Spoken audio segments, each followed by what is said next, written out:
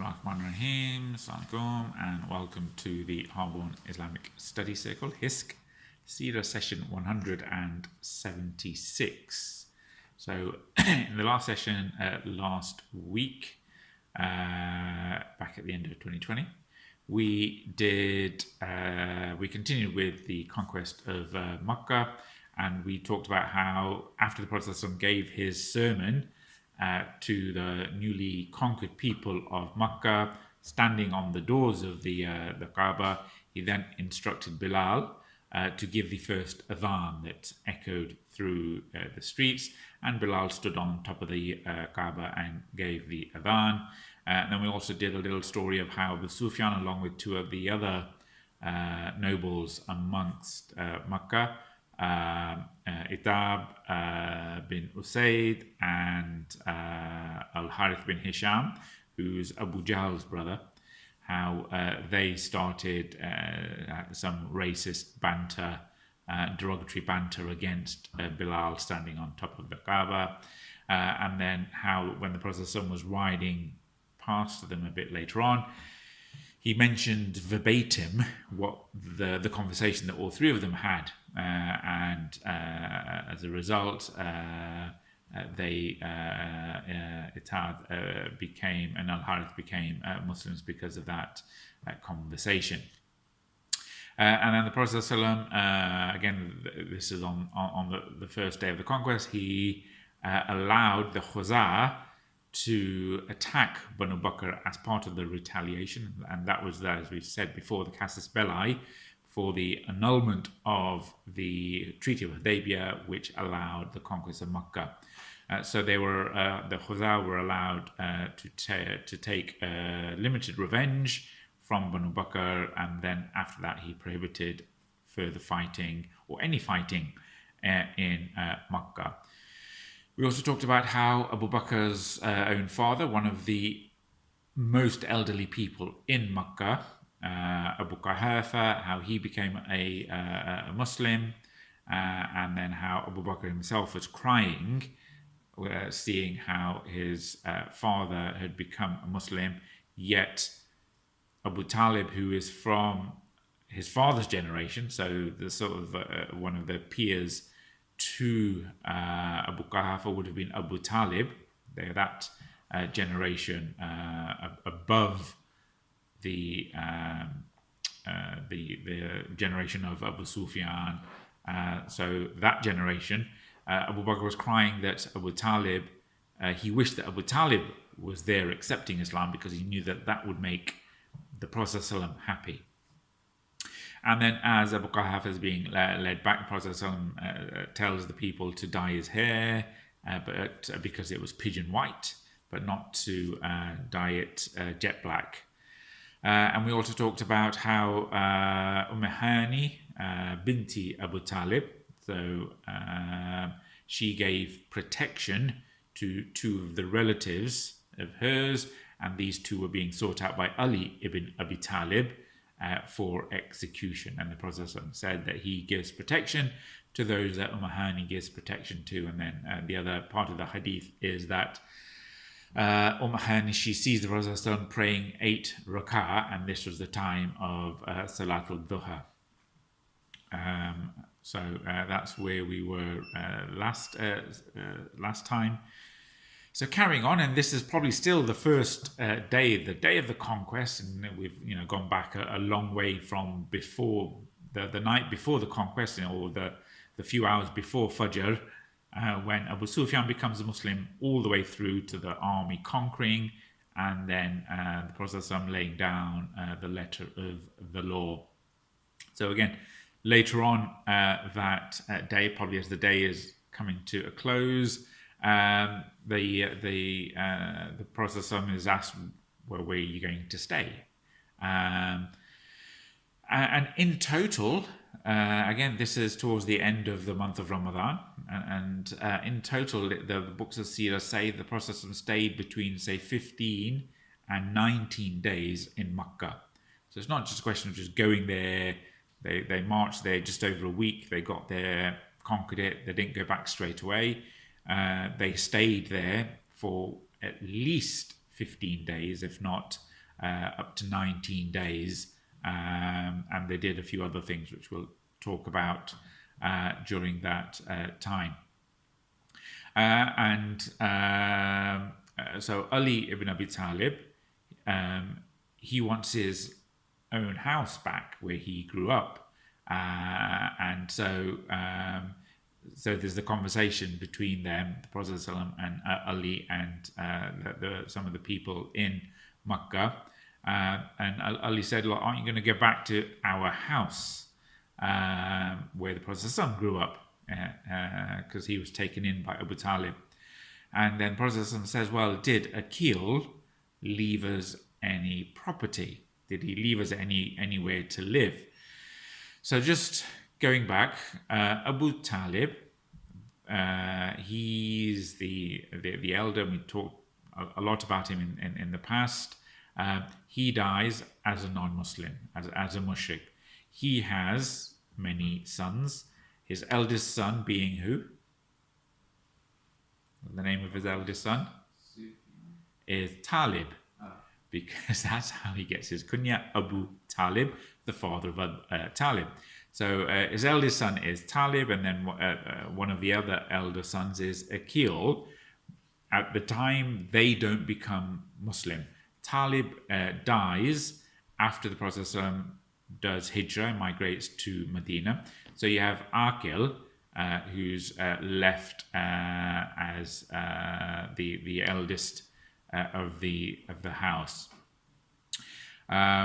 The other two sons of Abu Talib that we know is Ali ibn Abu Talib and Jafar ibn Abi Talib. They become Muslim. Ali obviously lives with the Prophet. He's in the Prophet's household, and Jafar, he becomes Muslim and he gets sent to Abyssinia, and he's just come back from Abyssinia, and then they went to the battle we talked about with the Battle of Mu'tah, where Jafar is a shaheed. So Aqil, he has the property of Abu Talib. He doesn't want to keep it, so he decides to sell it. And this sort of annoys a little bit the Prophet ﷺ and Ali. But then the Prophet ﷺ, he's asking, did Aqil leave us anything? And when Abu Talib died, the two mushrik sons, they got the property. Jafar and Ali didn't get any of the inheritance because they were Muslims. And so basically all that property is gone, and the Prophet and Ali, they can't claim any of that back.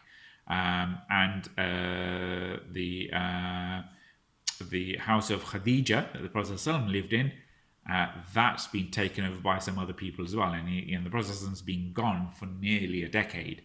So again, that house has been taken over by other people. So the Prophet ﷺ, he said, and again this is part of the Sharia, that the Muslim does not inherit from the mushrik, and likewise mushriks only inherit to mushriks. So there was no right of claim from Ali to the property of Abu Talib, because they don't inherit from the mushriks. Later on, Aqil, he does become Muslim, but that's after the conquest, a bit of time down the line. So again, there's no hotels in Mecca, despite it being a place where people come for Umrah and to do Tawaf. So the Prophet he sets up the tent, and we talked about before that he had the tent of conquest. So then he says that they will sleep in a tent in a little valley close to the Kaaba, and the valley is called Al-Hujjan. And that's a notorious place because that's where the Quraysh, they secretly gathered and agreed to boycott the Muslims And this is, as again we talked about, 6-7 years into the dawah in Mecca. There was that general boycott of Banu Hashim that lasted for 2 to 3 years, and where they agreed that dastardly scheme is this little valley, and then also there were some other sort of bad things that happened there and related to Banu Kinana. And so the Prophet, he wanted to sort of get over those sort of that superstition that people would associate a place with a bad thing. So he said, well, we'll choose that place and we'll make our camp there, and we'll sleep there. So again, it's getting this sense amongst the people, amongst the Muslims, amongst the followers, and demonstrating to the non-Muslims a different mentality, one of being positive and putting our trust in Allah, and getting away from these sort of superstitions that people can associate with people and places, etc. So that's where the Prophet ﷺ stayed. Then moving on to the subsequent days, and we don't have a proper chronology of all the events that happened in these subsequent days. Even when we talked last week about the conversion of Abu Quhafa, it probably didn't happen on the first day of the conquest. It probably happened a few days later, but we'll come back on to some of the other conversion stories later, inshallah. Another little story that happened in these following days is that one of the Sahabi, who's a Muslim, he did the Hijrah, gets the reward for the Hijrah. He comes to the Prophet ﷺ and brings along one of his blood brothers, and comes to the Prophet ﷺ and says to the Prophet ﷺ, Ya Rasulullah, this is my blood brother. I would like you to give him and grant him the same blessings of Hijrah. And we talked last time about how it was fardu ain, it was compulsory on all Muslims to do Hijrah to Medina. The process of doing Hijrah, it's we talked before how monumental and arduous it is, that people would basically leave everything they have and start a new life with virtually nothing, or whatever they could carry on their camel. And sometimes there wasn't even that. They would just leave with the shirt on their back and go to Medina. So they would get the reward of Jannah. So those that did Hijrah, left everything, sacrificed everything for the sake of Islam, for the sake of Allah, the Prophet had promised them Jannah. This is the reward for Hijrah. So this person, he wants to bring his brother to get that reward equivalent to Hijrah, that he is granted Jannah. But then the Prophet, and we mentioned this before, the Prophet turned around to them and said, there is no Hijrah after the conquest. So after Fatih Makkah, there is this rule that everyone has to do Hijrah. That's been abolished or abrogated. So there's no more benefit of Hijrah after the conquest of Makkah.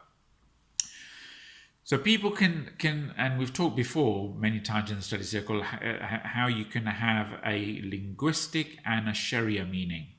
So from a Sharia perspective, Hijrah, when we talk about Sharia perspective, we mean that a particular action carries a reward or punishment related to it. So when it carries a reward or a punishment related to it, it becomes an act of worship, and the actual word or action or deed has a Sharia meaning. But the word itself may have come from an Arabic terminology that has a linguistic meaning. And we've talked before that, for example, the word jihad can have a Sharia meaning and it can have a linguistic meaning. So the linguistic meaning is to strive and struggle to your utmost. So people can do linguistically jihad in all sorts of ways. But in terms of a Sharia perspective, where you get rewarded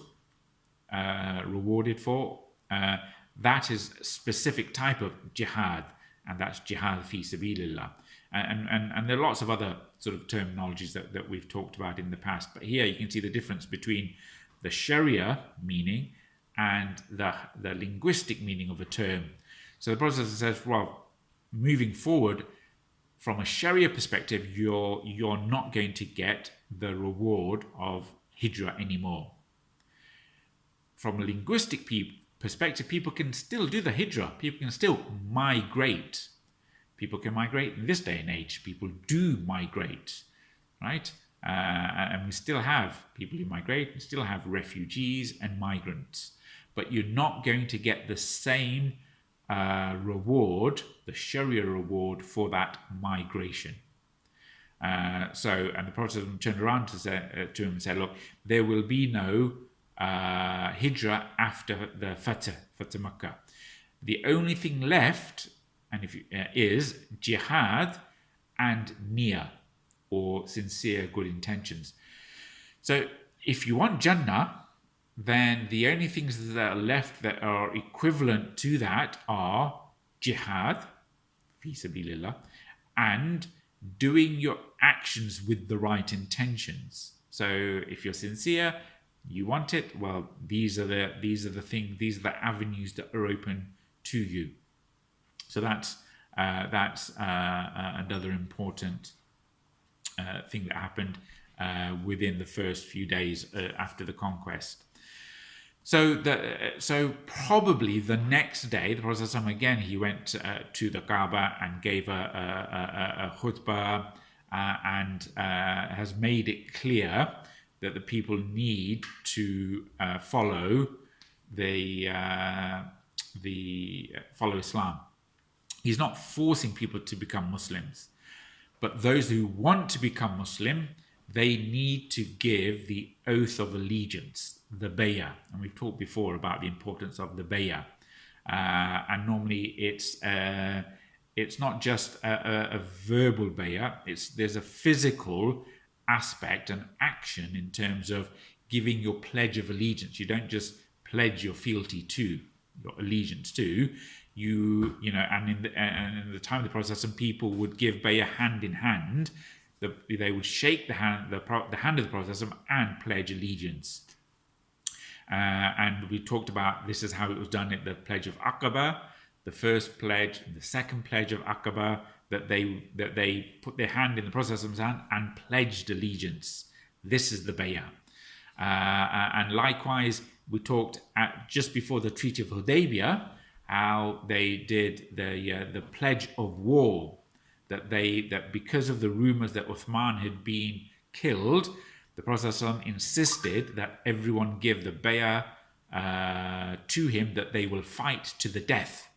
And all 1,400 people, apart from one, all 1,400 people gave the pledge of allegiance. And Allah, He mentioned how He was pleased with the pledge, and that's known as the Bayat al-Ridwan, the bayah that had the pleasure of Allah associated with it.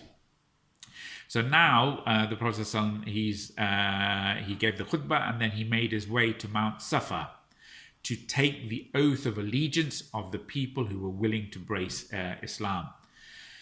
And again, the scholars have said this is the culmination of this is the actualization of what Allah mentioned in the Qur'an in Surah Al-Nasr, where He says, when you see, what Allah says in translation, when you see the victory of Allah has come and the conquest, and then you see people entering the religion of Allah in multitudes, then exalt Him with praise of your Lord and ask forgiveness of Him. Indeed, He is ever accepting of repentance. So here you've got an actualization of that prediction, of that, those verses where you see the people entering into Islam in multitudes. And so, again, almost in a beautiful sort of culmination of the dawah. You know, again, we talked about the poetic justice or the divine justice or the sense of fulfillment where the story has this sort of really good culmination of the arc. Last week we talked about how Bilal, after being tortured in the streets, dragged in the streets of Makkah, and he's there shouting out his belief in Allah. He's the one who gets to do the first adhan. Here again, the symbolism is just stupendous, where the place where the Prophet ﷺ started his public dawah, this is the place where he's essentially that this public dawah comes to its fruition, and the people are entering into droves at that point. So when the Prophet ﷺ was ordered to publicly proclaim Islam, we talked about this, he stands atop Mount Safa, right? And then he goes, wasubaha, wasubaha, wasubaha, and gathers the people around. Everyone leaves their business and they come to Mount Safa to see what the Prophet ﷺ has to say. Right? They don't know he's declaring prophethood publicly, but they all gather around. Here, the Prophet ﷺ, then after the conquest of Mecca, he goes to Mount Safa, and there he is inviting people to embrace Islam and give the Bayah. So again, it's this is nearly 20 years later, or over 20, nearly 20 years later, that he's getting people to come and accept Islam, and they are now accepting Islam. And again, that symbolism would not be lost on the Prophet ﷺ, and would not be lost on the people, that where he announced his prophethood, they are now sheepishly 20 years later, nearly 20 years later, having to do what they failed to do back then. And if they'd done what he'd invited them back then, how much more glory would the people have had? And the people of Makkah, and his tribe, his people. So then part of this taking the oath, the bayah, the physical bayah from people, it then extends from taking the oath to the men folk. It now extends to the women folk, are now gathered, and they are brought there.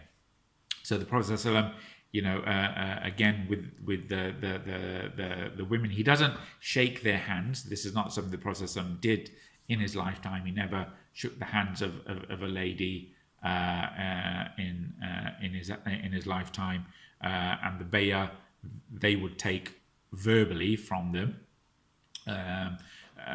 The Prophet ﷺ, he's giving the bayah, or he's inviting the lady folk of Makkah now to accept Islam, and so they're all gathered before him, and then he starts quoting or reading from Surah Al-Mumtahana, Surah 60, what is required to be a Muslim and what is required for you to give the bayah. And again, in translation, the Prophet says, and the verse in the Qur'an is, "O Prophet, when the believing women come to you, pledging to you that they will not associate anything with Allah, nor will they steal, nor will they commit unlawful sexual intercourse, nor will they kill their children, nor will they bring forth any slander that they've invented between their arms and their legs, nor will they disobey you in what is right, then accept their pledge and ask forgiveness for them of Allah. Indeed, Allah is forgiving and merciful." So the Prophet, he's quoting that verse, and that's what he wants from them. And amongst all the people that are gathered there, the one story that the historians have recorded is the story of Hind bin Utbah. And again, we've talked about Hind before. You can tell by this conversation, you can tell her temperament, and you get a sense of the type of lady Hind was. there's a bit of the Lady Macbeth about Hind bint Utbah. And if you recall, just a couple of sessions ago, we talked about how just a few hours ago, or no, the day before, when Abu Sufyan came imploring the people of Mecca to unconditionally surrender, and remember, Hind doesn't know that Abu Sufyan's become a Muslim. He got captured, got taken to the Prophet, saw the army, realized the game is up, comes back to Mecca and says, well, you need to surrender to the army of the Prophet. Hind, she sees all this commotion, she freaks out, and she says to the people, gather round and pull him down and kill him. And this is talking about her husband, Abu Sufyan. Kill him, he's gone crazy. So you get a sense of the type of person she is from that. She's the one who paid Wahshi to her slave, that she granted him freedom if she would kill Hamza during the Battle of Uhud. And then when Hamza was killed, she sought him out. She cut open and mutilated the body of Hamza. She cut out the liver of Hamza, and then she started chewing on the liver of Hamza. So this is the same Hind bint Utbah. So she's there, gathered in amongst the people. She's in her full veil, right? So she's in proper niqab. And again, there are some people even now that say that the niqab, the full face veil, is something that's a modern invention. That's something that the later generations of Muslims invented, as a political thing, which is why in France they don't recognize the niqab as being a religious thing. They see it as a political statement of political Islam. And again, they don't, they fail to see that this was a cultural thing that people, even in the time of the Prophet ﷺ, used to wear. So here you've got Hind bin Utbah, who's a non-Muslim, wearing the niqab. And again, the wives of the Prophet ﷺ, they are told that they have to be in full veil when they are in front of other people. So she's in full veil, niqab, no one recognizes her. So she's there listening to the Prophet ﷺ and probably barged her way towards the front. And the Prophet ﷺ says, that the Prophet ﷺ goes on to say that you shall give me your oath of allegiance, that you shall not worship anyone besides Allah. And that's mentioned in the Qur'an. So then she sort of can't contain herself, and then she shouts out, "You're asking us to do something that you didn't ask the men to do." So the men have all been told the same thing. They need to. They're there to give Bayah oath of allegiance. She thinks the Bayah is purely a political oath of allegiance. We will agree to obey your laws. Right? The Prophet ﷺ is making it clear that this oath of allegiance, it's to become Muslim. It's not just to obey the laws. It's not just a political, you agreed yesterday to the new rules, and this is just part of listening to the new rules as we lay down. Prophet says, no, part of these new rules, if you want to become a Muslim, is you shall not worship anyone besides Allah. So she sort of freaks out, thinking, well, you're asking from us women something that you didn't ask the men, which is clearly wrong. And the Prophet says, no, this is what we have instructed from those that give bayah. So then she turns around and says, okay, fine, we will give it to you. Okay, we'll give you this. And so she's already sort of, marked herself out amongst the crowd, and people are obviously seeing who she is. The Meccans know who she is, but obviously everyone else doesn't. And then the Prophet he carries on with the next verse and says, you shall not steal, right? And then she pipes up. She can't contain herself. She basically says, I used to take money from my husband Abu Sufyan because he was miserly with money. He was a Scrooge. He didn't used to give money. So I used to steal some money from him for myself without him knowing. But I don't know if that's going to be allowed or not. Right? So now she's given up the game. She's told people who she is. She's the wife of Abu Sufyan. She used to steal from him because he was miserly and he didn't used to give her a proper allowance. So now everyone perks up and sort of, oh, we know who you are now. And Abu Sufyan, he's listening to this because he's part of the entourage of the sort of nobles around Prophet ﷺ. He knew when she first opened her mouth who she is. This is my wife. Now she's saying something that's really embarrassing to Abu Sufyan. So he tries to move on. So he goes, right, all that's happened in the past, I've forgiven it. Right? So he said, let's move on. You know, that's not a big deal now. I've forgiven you from that. But then the process, he now knows who it is. It goes, are you Hind? And he's laughing at this point. And the book says that the Prophet laughed, you know, when she says that she stole from Abu Sufyan because he was miserly. And the Prophet goes, are you Hind? And then Hind immediately says, yes, I am. And forgive the past. May Allah forgive you. So now she realizes that, you know, she was a bit hasty in that. So she basically says, now the Prophet pointed her out, are you Hind? She thinks she's going to be in for some big trouble because she should be in for some big trouble. But she goes, yes, I am. But forgive the past. May Allah forgive you. So she's got that in there. And again, the wisdom of the Prophet and his character, he doesn't say, fine, I forgive you. He just moves on. So he's left that hanging there for her, right? She's asked for forgiveness, or, you know, Abu Sufyan said he's forgiven her.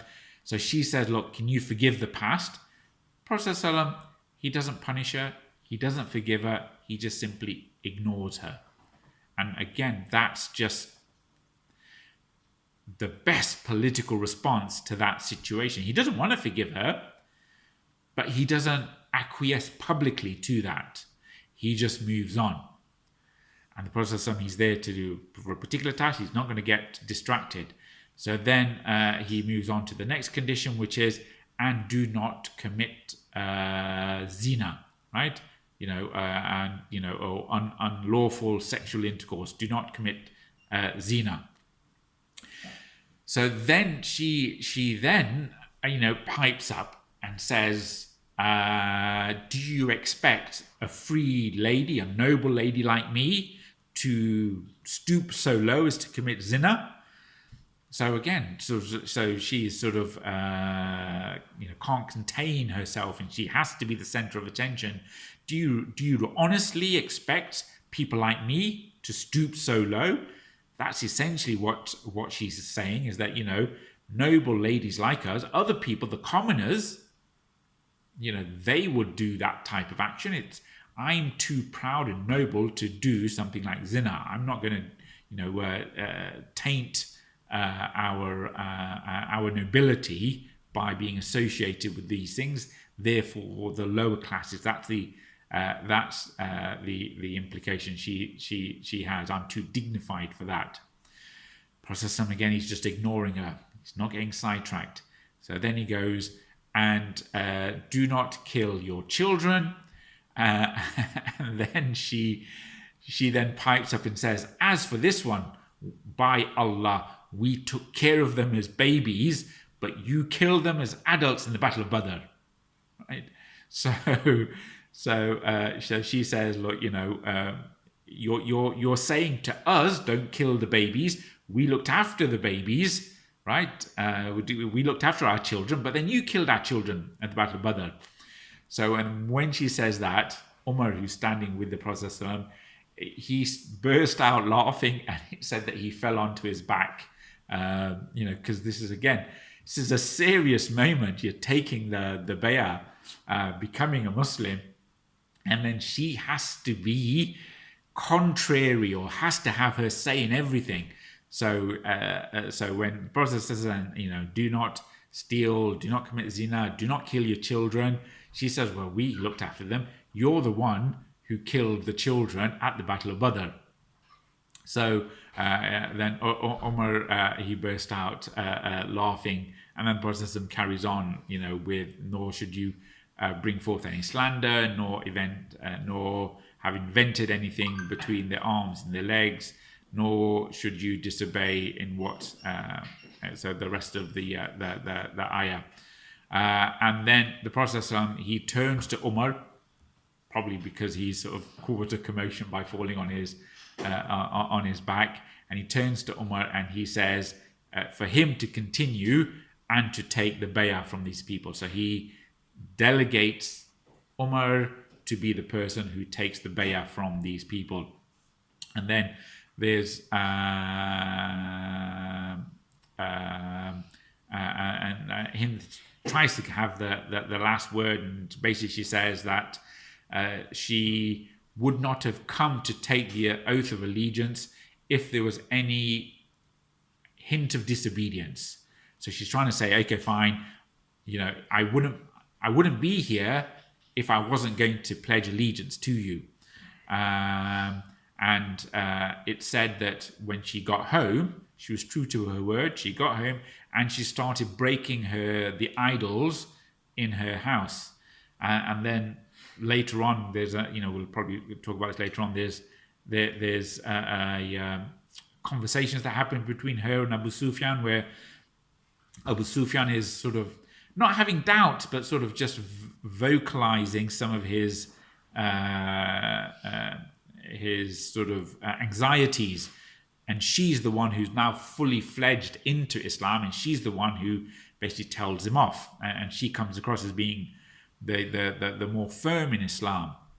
But anyway, now the Prophet, he tells Umar to take the Pledge of Allegiance from these women. And then there's a bit of controversy in the books of fiqh whether Umar ibn al-Khattab actually took the physical bayah, as in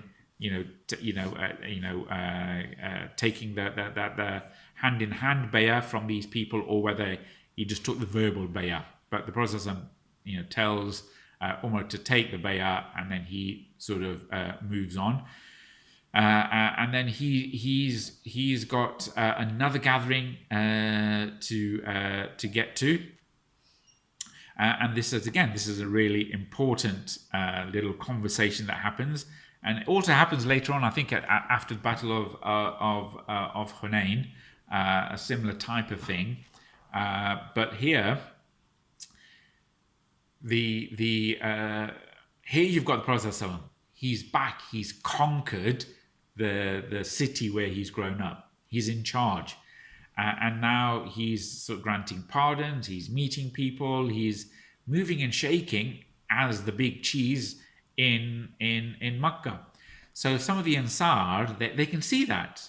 They probably can see the Prophet has got a different, a different posture, a different,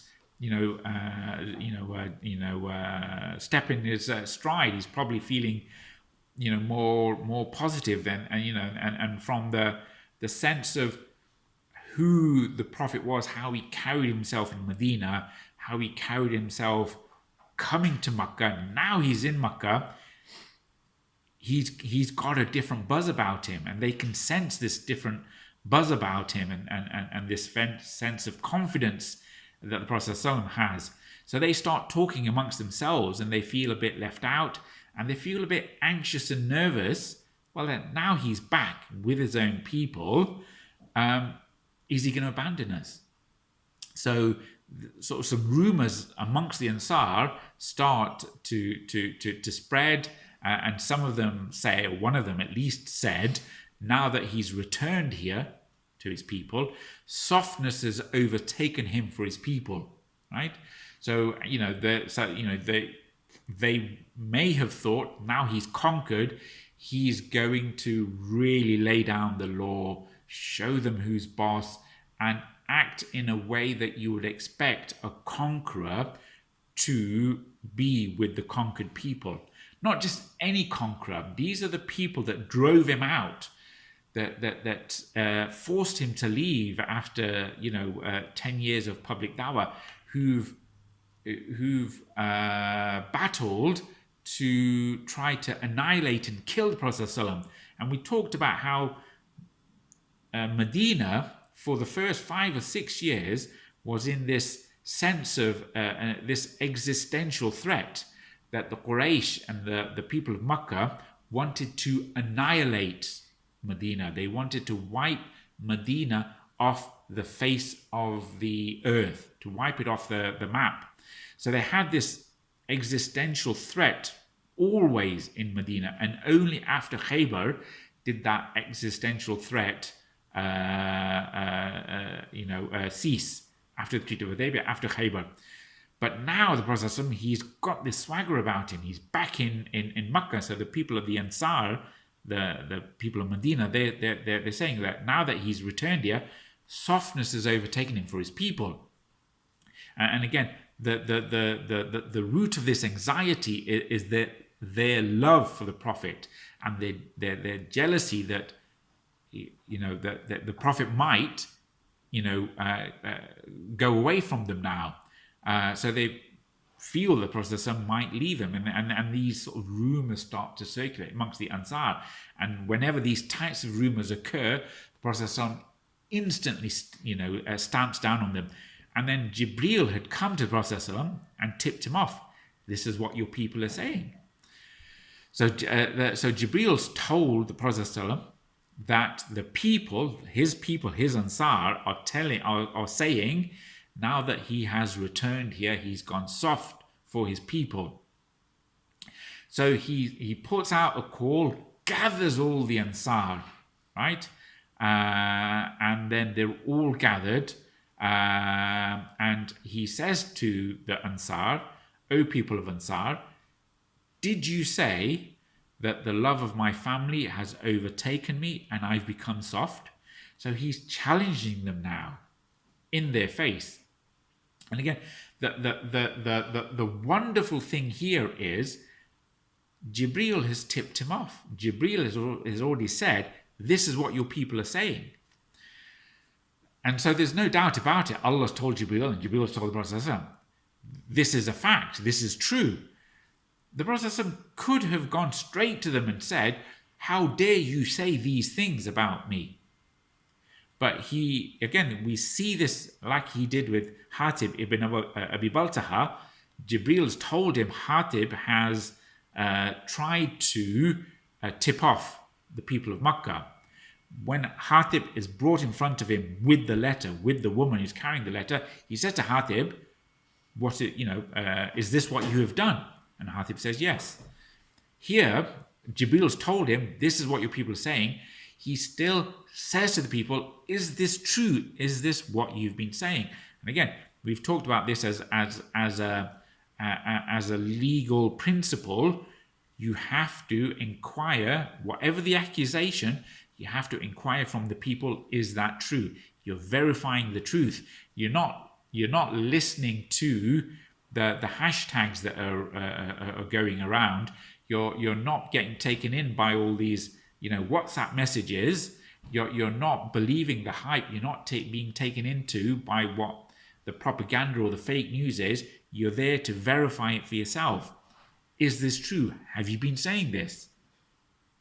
And then they say, yes, it is true that, this is what we have been saying. And again, they can't lie. This is the truth. And they know they will get found out. And they admit it. That this is what we've said. And so the Prophet ﷺ, he tries to reassure them, but in a way that sort of gets them to realize what they're actually saying. The Prophet ﷺ says to them, who am I? Right? I am the slave and prophet of Allah. I am Abdullah, and I am Rasulullah. This is who I am. And I have made Hijrah. I emigrated to you, for you, and with you. And again, and he's basically saying, look, how could you doubt my intentions? How could you even entertain this thought that I'm gone soft on my people and I'm going to go back with them, right? And the Prophet, he's reminding them of the very first pledge of Aqaba and the second pledge of Aqaba, right? The Prophet says, I made you a pledge. I made you a promise. I'm the slave of Allah. I don't go back on my promises. I said, right? The Ansar asked him, will you leave us? Now the victory is yours. This is their anxiety. Now that you've got what you wanted, you've taken over Makkah, you've got the Kaaba, the Prophet says, look, no, my blood is your blood. My life is your life, right? My death is your death. And he's reminding them of the same pledge, the same words that he used at the Pledge of Aqaba. Because they said this thing at the Pledge of Aqaba, what's going to happen when victory becomes yours? They knew the Prophet was going to be victorious. They didn't quite understand the pain that would be involved and the wars and everything, but they knew it was going to be a hard struggle. But they said at the pledge, what happens when you win? Will you go back to your people? And he goes, no, I've now been adopted by you. My blood is your blood, my life is your life, my death is yours, right? And then the Ansar, they began to cry and they began to beg for forgiveness, and they basically said, look, we only said these things because of what we saw, right? And the Prophet ﷺ said, Allah and his messenger believe you, and we have accepted your excuses or your reasons, right? So they're basically saying, look, the way that you were operating in Makkah, it surprised us, and we just felt that anxiety that you're going to go back, and we didn't want to lose you. And the Prophet says, yes, and he understood that was the source of their anxiety, and that was that. So I'll finish there. I've gone on longer on these things than I had planned. I was going to talk about some of the other conversions of the other prominent people, but inshallah we'll do more conversions next time. So in terms of the prominent people who've converted at the conquest, so far we've talked not just about the general amnesty. We talked today just now about Hind bint Utbah. We've talked about her husband Abu Sufyan ibn Harb. He became Muslim. Itab bin Usayd and Al-Harith bin Hisham. Talked about them converting on the morning of the conquest. We talked last time about Abu Quhafa converting, Abu Bakr's father. Inshallah, next week, we're still on the conquest of Mecca. We'll talk about other prominent people becoming Muslim, including Safwan ibn Umayyah, the son of Umayyah bin Khalaf, who was the owner of Bilal. Safwan bin Umayyah, Suhail bin Amr, the one who negotiated the Treaty of Hudaybiyah. Talk about Fudallah bin Umair and Abdullah ibn al-Zabari. So again, some prominent stories. One of them tried to assassinate the Prophet ﷺ whilst he's doing tawaf, and talk about his conversion. So inshallah, we'll do these and perhaps others next week, inshallah. So Jazakallah khair. Thank you for listening. Do remember the Ummah and us in your du'as, and inshallah we'll convene again next week. Bismillahirrahmanirrahim. والعصر إن الإنسان لفي خسر إلا الذين آمنوا وعملوا الصالحات وتواصوا بالحق وتواصوا بالصبر.